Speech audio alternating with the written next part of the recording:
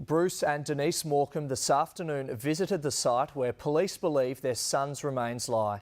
The search for Daniel intensified today, with everyone from SES to forensic detectives scouring bushland near Biwa. Reporter Alexia Osborne begins tonight's extended coverage. And Alexia, it must have been a tough visit for the Morcombes.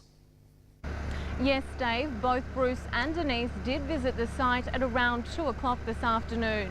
They were escorted in through a second entrance by police. Now, they didn't stay too long, just taking the opportunity to thank searchers and have a quick chat with officers before getting back in their car and leaving. They told Wing News afterwards just how difficult that brief visit was. Day 2 of the search for their son's remains, and Bruce and Denise Morcombe make the agonising trip to the Biwa site where police believe Daniel's body lies. It looks like a likely place, to be honest, but it has remote access and it's rugged bushland. On the ground for a brief few minutes, the Morcombes say seeing the site firsthand has hit home the magnitude of the search. We can really appreciate how difficult that remote area is, and we just hope that they find him. A stream of SES and police descended on the macadamia farm throughout the course of the day.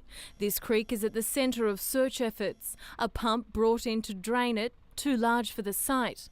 At the moment, the water is being passed through a sieve for evidence. The search made that much harder by January's flood, where a deluge of water covered the site.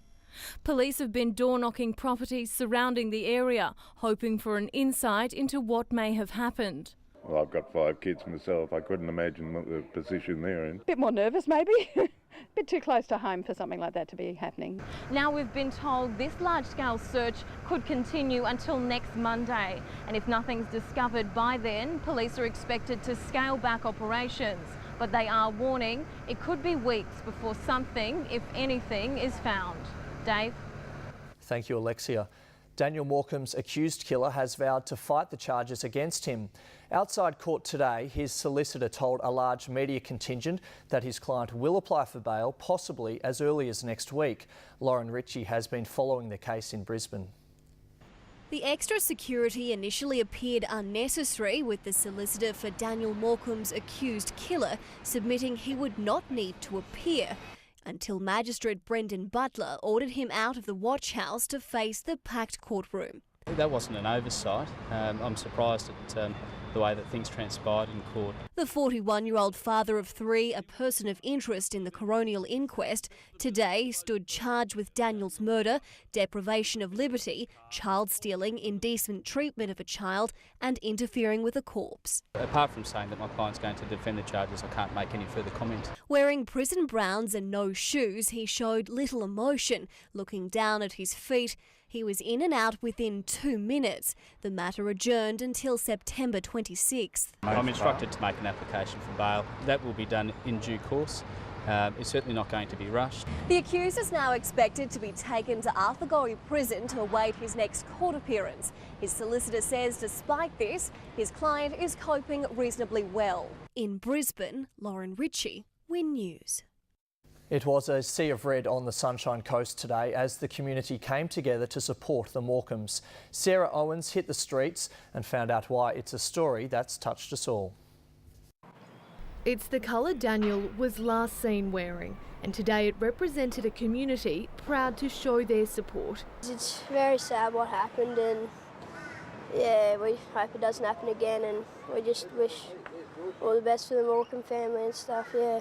I'm wearing red in remembrance of Daniel Morcombe. It took 60 metres of red ribbon and 800 pins, but Siena Catholic College, Daniel's former school, made sure one of their own was not forgotten. Yeah, that was quite important just to get the message out there to Daniel's family, especially that our Siena community is still in 100% support of them, so we thought that was very fitting for today. With an outpouring of support and anger today flooding social media sites, Council is calling for calm. If we let the emotion take over, it'll cloud what's got to happen here, and that's due process, and we must let due process play its part here. But a sign of how this story has gripped the nation, the Daniel Morcombe Foundation website crashed last night. The danielmorcombe.com.au website was receiving 100 times more bandwidth than the rest of the server combined. The last 8 years has been really hard work, and we don't want the foundation to wither on a vine now. We want the foundation to get bigger and stronger. To ensure the foundation and the Morcombe's message lives on, the family is calling on the state and federal governments to provide regular funding. Bruce and Denise want to see their child safety education program incorporated into school curriculum around the country. Our pockets are not lined with cash. We need ongoing financial support, and if it's government sanctioned, truly that would be a tremendous blessing. Sarah Owens, Win News. Daniel's disappearance has forever changed our way of life, mostly thanks to the steely determination of the Morcombe family. Reporter Simon Ward explains how their foundation's message is ensuring Daniel's legacy. December 7, 2003, Daniel's disappearance left the community shattered. Something like this could happen so close to home. To this day, that shock still hasn't worn off. Totally shocked. I don't know how those parents have lived, how they've gone on, just living in hope every day. No, it was really shocking. I think everyone was very distressed by the story. So shocking, in fact, according to social expert Dr. Christine Morley, it changed the way society deals with child safety issues. There has been a lot of changes in terms of people's awareness that there are predators in society. But it wasn't just Daniel's disappearance that brought child safety to the fore. The courage and determination of his parents ensuring the issue was never forgotten. Their message, now a way of life. Don't leave the kids out of sight now. And we just told them to make sure that they don't go near other people they don't know, or if they get asked from someone to get in the car, the answer is just definitely no, and run to the nearest house with adults around. Everyone's a lot more conscious about what their children are up to. As shocking as what happened here all those years ago still is today, Daniel's memory has never faltered.